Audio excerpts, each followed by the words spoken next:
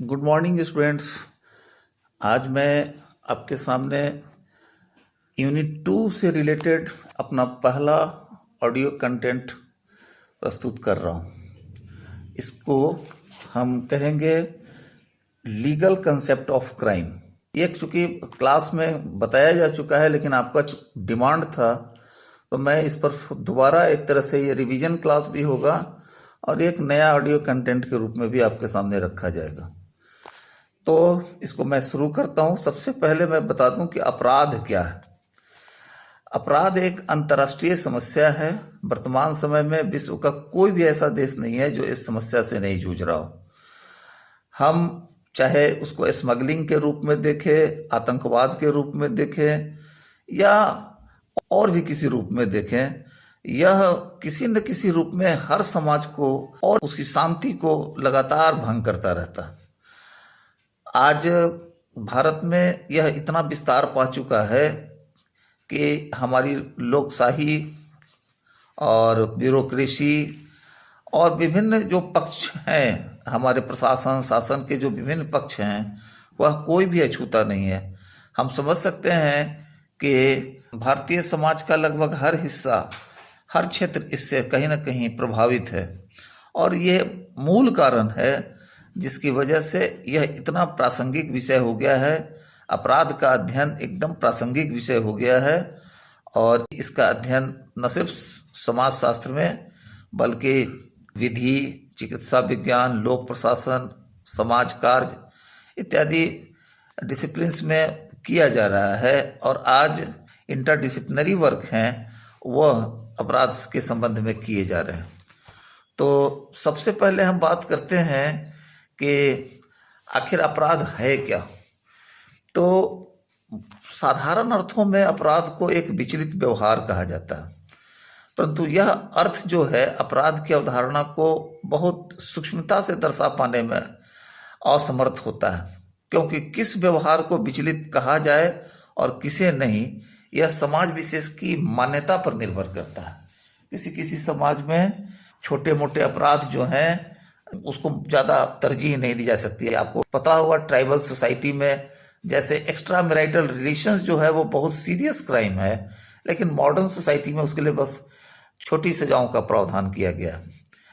इसके अलावा अपराध के संबंध में किसी भी समाज में प्रचलित सामाजिक कानूनों और वैधानिक कानूनों के दृष्टिकोण में भी अंतर होता है। जैसे भारत में विधवा पुनर्विवाह को कानूनी मान्यता प्राप्त है, जबकि आज भी समाज इसको बहुत अच्छी निगाह से नहीं देखता है या सामाजिक रूप से यह एक निषेधात्मक कानून है। तो सबसे पहले मैं बता रहा हूँ कि लीगल कंसेप्ट क्या है। हम दूसरे ऑडियो कंटेंट में इसके सोशोलॉजिकल कंसेप्ट की भी बात करेंगे, लेकिन आज अभी हम लीगल कंसेप्ट ऑफ क्राइम की बात करेंगे। तो अपराध की व्याख्या के संबंध में एक प्रचलित विचारधारा विधि शास्त्रीय विचारधारा से संबंधित है या लीगल विचारधारा से संबंधित है। यह बहुत महत्वपूर्ण विचारधारा है। ऐसा इसलिए कि अपराध से संबंधित जो समस्त आंकड़े हैं वह विधि शास्त्रीय विचारधारा पर ही आधारित होते हैं। अपराध की विधि शास्त्रीय अवधारणा को स्पष्ट करने के लिए हमें कुछ विधि विज्ञानियों द्वारा दी गई अपराध की व्याख्याओं पर हम लोग को अपना ध्यान केंद्रित करना चाहिए। जैसे एक बहुत बड़े विधि विज्ञानी है माइकल एडलर, स्पेलिंग नोट कर लीजिए, MICHAEL, माइकल एडलर, ADLER। इन्होंने अपराध को कानूनी दृष्टिकोण से परिभाषित किया है। इनकी पुस्तक का भी आप नाम नोट कर लें, crime, law and social sciences. इसमें कहा है कि अपराध वह व्यवहार है जो दंड संहिता द्वारा निषिद्ध होता है।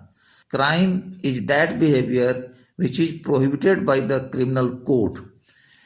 ये बहुत छोटी सी संक्षिप्त परिभाषा है, इसकी व्याख्या हम आगे चल के करेंगे। एक दूसरी परिभाषा जो इससे मिलती जुलती है वो पॉल टैपन के द्वारा दी गई है, PAULTAPPAN। पॉल टैपन की पुस्तक का नाम है क्राइम, जस्टिस एंड करेक्शन। इसमें इन्होंने कानूनी दृष्टिकोण से अपराध को परिभाषित किया है और कहा है कि अपराध एक साभिप्राय साभिप्राय का मतलब होता है जिसका अभिप्राय होता है, अर्थात जानबूझकर किया जाने वाला। एक साभिप्राय कार्य है या अनाचरण है जो दंड कानून का उल्लंघन करता है और जो बिना सफाई और औचित्य के किया जाता है और राज्य द्वारा गंभीर अपराध या साधारण अपराध के रूप में दंड के लिए अनुमान्य होता है। इसको आप नोट कर सकते हैं। मैं फिर से दोबारा बोल दे रहा हूं इंग्लिश में।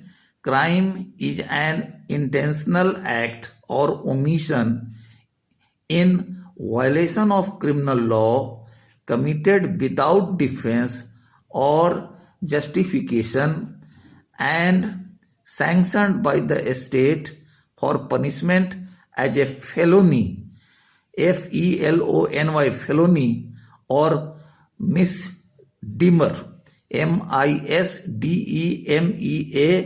misdemeanor। इन दोनों परिभाषाओं को हम अब एनालाइज करते हैं। इन दोनों परिभाषाओं के आधार पर अपराध क्रिया में कुछ खास तत्वों का पता चलता है। जैसे पहला कि अनाचरण जिसको मूर्त रूप में किया जाए वह अपराध कहलाएगा। मतलब ये हुआ कि सिर्फ अनाचरण का विचार दिमाग में लाना अपराध नहीं हो सकता, उसको मूर्त रूप में किया जाना अनिवार्य है। दूसरा कि आपराधिक क्रिया स्वैच्छिक होनी चाहिए। स्वैच्छिक का मतलब होता है कि अपनी इच्छा से की जानी चाहिए, बगैर दूसरों के दबाव के, और उस समय की जानी चाहिए जबकि कर्ता का अपने कामों पर पूरी तरह से नियंत्रण हो, अर्थात आत्म सुरक्षा अथवा पागलपन में की गई क्रिया अपराध नहीं हो सकती है। तीसरा, क्रिया इंटेंशनल या साभिप्राय होनी चाहिए, अर्थात यह अभिप्राय चाहे सामान्य हो या विशिष्ट। अगर एक व्यक्ति किसी दूसरे व्यक्ति पर गोली चलाता है और चाहे वह उसे मारना चाहता हो या नहीं, उसका यह काम जो है वह अपराध की श्रेणी में आएगा, क्योंकि उस व्यक्ति को पहले से पता होता है कि उसका गोली चलाना किसी को घायल कर सकता है अथवा उसकी मृत्यु भी हो सकती है। चौथा, वह क्रिया आपराधिक कानून का उल्लंघन करती हो ताकि उसके विरुद्ध कार्रवाई शुरू की जा सके। जैसे कि अगर गैर आपराधिक कानून, दीवानी या प्रशासनिक कानून का उल्लंघन इस दायरे में नहीं आता हो, तो यह बिल्कुल क्लियर है कि आपराधिक कानून का उल्लंघन करता हो, कोई गैर आपराधिक कानून का उल्लंघन नहीं, आपराधिक कानून, क्रिमिनल लॉ का वायलेशन करता हो ताकि उसके खिलाफ जो है कार्रवाई शुरू की जा सके। पांचवा है कि वह क्रिया बिना सफाई के, बिना डिफेंस के और खास तौर पर जस्टिफिकेशन के बिना किया गया हो, अर्थात वहां आपराधिक सबूत वहां मौजूद होना चाहिए ताकि न्यायालय में उसके कार्य को सत्यापित किया जा सके। स्वरक्षा, पागलपन में किया गया कार्य अपराध नहीं माना जाता। अज्ञानता के आधार पर भी कोई सफाई नहीं दी जाती कि मुझे पता नहीं था कि यह काम करना मना है और मैंने कर दिया, तो अज्ञानता को भी जो है सफाई का आधार नहीं माना जाता, आपको मालूम होना चाहिए। और नेक्स्ट है कि वह क्रिया राज्य द्वारा गंभीर अपराध का मतलब फेलोनी अथवा साधारण अपराध अर्थात मिसडीमर के रूप में सैंक्शनड होना चाहिए। इन कृत्यों के लिए एक व्यक्ति को तभी दंडित किया जाता है जब उसका कृत्य सामाजिक रूप से हानिकारक हो। परंतु इसका एक अपवाद भी है, जैसे कि अगर 4 वर्ष के बालक द्वारा यदि अपनी मां की हत्या कर दी जाती है तब भी उसके हाथ से किए गए इस कृत्य को अपराध नहीं माना जाएगा, भले ही यह काम समाज के लिए हानिकारक हो। हम एक और परिभाषा जो हॉल जेरोम के द्वारा दिया गया है उस पर अपने आप को कंसंट्रेट करते हैं। हॉल जेरोम एक बहुत बड़े विधिवेत्ता हैं और इन्होंने भारतीय पुलिस व्यवस्था का अध्ययन करते हुए एक पुस्तक लिखी थी, general principles of criminal law. इसमें अपराध को परिभाषित किया है और कहा है कि अपराध कानूनी तौर पर वर्जित और साभिप्राय कार्य है जिसका सामाजिक हितों पर हानिकारक प्रभाव पड़ता है, जिसका उद्देश्य आपराधिक होता है और जिसके लिए कानूनी तौर पर दंड निर्धारित हो। इसको दोबारा मैं बोल दूं, criminal is legally forbidden an intentional action which has a harmful impact on social interest, which has a comma दे करके which has a criminal intent and which has a legally prescribed punishment for it। ये बहुत संतुलित परिभाषा इन्होंने दी है इस परिभाषा के अनुसार किसी भी कार्य को अपराध के रूप में तब तक नहीं माना जा सकता जब तक उसमें निम्नलिखित जो है लक्षण मौजूद न हो। ये पहला लक्षण है कि उस काम को करने की जब तक कोई कानूनी मनाही न हो तो उस काम को करने को अपराध नहीं कहेंगे। दूसरा कि वह क्रिया जानबूझकर अथवा अभिप्राय को ध्यान में रखकर किया गया हो, जैसे कि अगर पागल व्यक्ति द्वारा की गई क्रिया को अपराध नहीं माना जाता। तीसरा कि वह क्रिया समाज के लिए हानिकारक हो, और चौथा उसका उद्देश्य आपराधिक हो। एक अध्यापक के द्वारा यदि एक विद्यार्थी को चाटा मारने पर एक बच्चे के कान की नस फटने से उसकी मृत्यु हो गई तो यह क्रिया अपराध की श्रेणी में नहीं आएगी, क्योंकि शिक्षक के चाटा मारने का उद्देश्य बच्चे को जान से मारना नहीं था। नेक्स्ट है कि उस क्रिया के लिए कानून में दंड का प्रावधान होना चाहिए। ये जो ऊपर हमने 3 परिभाषाएं दी, ये तीनों परिभाषाओं में इसके आधार पर उन तीनों परिभाषाओं में के अलावा बहुत सारे और विद्वानों ने भी परिभाषा दी है। ये ऊपर में जो हमने 3 परिभाषाएं दी, उसके अलावा और भी परिभाषाएं दी गई हैं, और समस्त परिभाषाओं को हम सुविधा के लिए 3 मुख्य कैटेगरी में बांटते हैं। परिभाषाओं को 3 कैटेगरी में बांटते हैं। पहली परिभाषाएं जो क्लासिकल स्कूल से बिलोंग करती हैं। क्लासिकल स्कूल के विद्वान जो हैं अपराध को वह व्यवहार मानते हैं जिसमें सामाजिक अनुबंध, सोशल कॉन्ट्रैक्ट का उल्लंघन होता है, और जो राज्य के लिए ही नहीं बल्कि समाज के उन खास व्यक्तियों की व्यक्तिगत सुरक्षा और संपत्ति के लिए हानिकारक होता है जिन्होंने अनुबंध के आधार पर राज्य के अधिकार को स्थापित किया है। क्लासिकल विद्वान जो हैं वो परिस्थितियों और प्रभावों पर बल नहीं देते हैं बल्कि आपराधिक कृत्य पर बल देते हैं तथा कृत्यों के अनुपात में निष्पक्ष, कठोर और सुनिश्चित दंड देने की सिफारिश करते हैं। दूसरे जो कोटि के विद्वान हैं उनको हम कहते हैं न्यू डेविएंसी डेफिनेशंस कहेंगे। जो इस कोटि के परिभाषाएं हैं उसको न्यू डेविएंसी डेफिनेशंस कहेंगे, नवीन विचलनवादी परिभाषाएं। और इस श्रेणी के जो विद्वान हैं उसमें सबसे महत्वपूर्ण नाम है हॉवर्ड बेकर का, और इनका मानना है कि अपराध एक ऐसा व्यवहार है जो समाज के शक्तिशाली लोगों के हितों का उल्लंघन करता है। एक समाज की बहुलवादी व्यवस्था में कुछ समूहों के पास दूसरे समूहों से अधिक शक्ति होती है। इसे सामान्यतः हम अभिजन कहते हैं। जो ताकतवर लोग होते हैं उनको अभिजन या शक्तिशाली या नौकरशाह या मॉरल इंटरप्रेन्योर्स या नैतिक उद्यमी कहते हैं, या जोखिम उठाने वाले रिस्क टेकर्स भी कहते हैं। ये शक्तिशाली लोग अपेक्षाकृत कम शक्तिशाली लोगों पर अपने मूल्यों को थोपते हैं।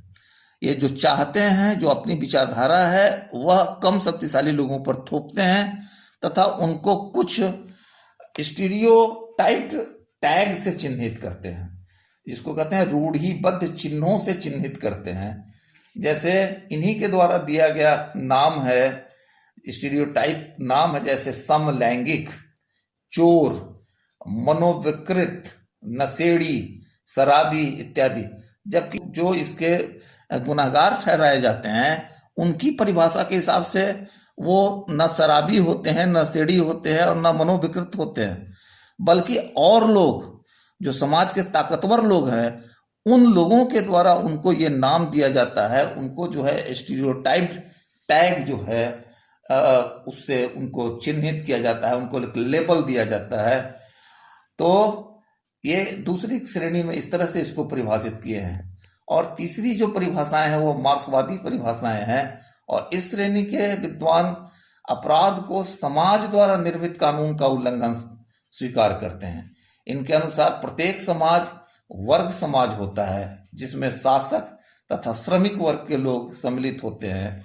यद्यपि कानूनी संस्थाएं शासक वर्ग के हितों का प्रतिनिधित्व करती हैं, तथापि कानून न सिर्फ शासक वर्ग के प्रभुत्व को वैधानिकता प्रदान करता है बल्कि श्रमिक वर्ग के हितों की भी रक्षा करता है। इस तरह कानून राज्य की अधिसत्ता को सुनिश्चित करने का एक निरंतर साधन है।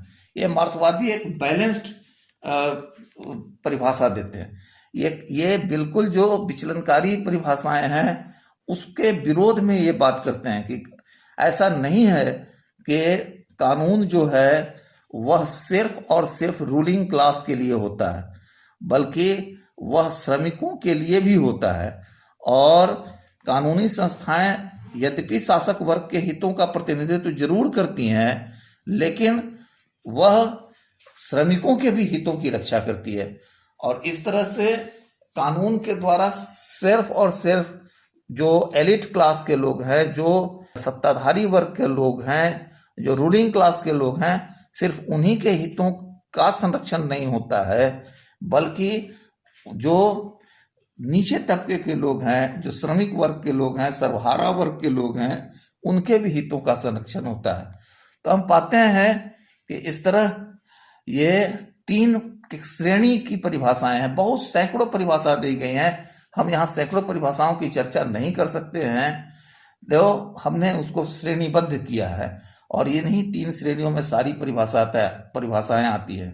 तो कुल मिलाकर कहा जा सकता है कि अपराध की जो लीगल व्याख्या है वह काफी साइंटिफिक है, और हमारा पूरा जो सिस्टम है, पुलिस सिस्टम, न्याय का सिस्टम और प्रशासन का सिस्टम, वह ज्यादातर जो है वह इसी लीगल डेफिनेशन पर के आधार पर अपराधों को रिकॉर्ड करता है।